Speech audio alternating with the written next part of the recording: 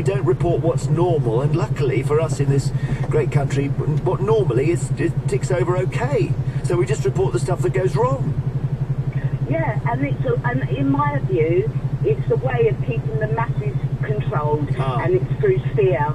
It's keeping people in fear so that they don't try to do anything that's positive, that could break the status quo, you see. Right. And, you know, and if people actually Screen actively off. opt out of all of this, then they'll be a lot happier in their life, and stuff like this won't matter. Okay, Donna, brilliant. That's probably good advice. Thank you. Gavin Dixon in St Albans, you're back with us. The phone's working. Sorry about that, Jeremy. So the observation I wanted to make was, it's a lot of tit for tat about this party said that and the other party said something different. We seem to be forgetting, though, that everybody seems to be making up information which doesn't reflect the truth. So does that not give us an indication that our whole system of politics, voting needs to be reviewed, given the fact there seems to be some systemic issues and around the truth that people actually do or don't display as part of their I suppose so, but then you've got to have someone in charge of deciding what's true and what's not, and that person then becomes the most powerful person in the country and they're not elected. So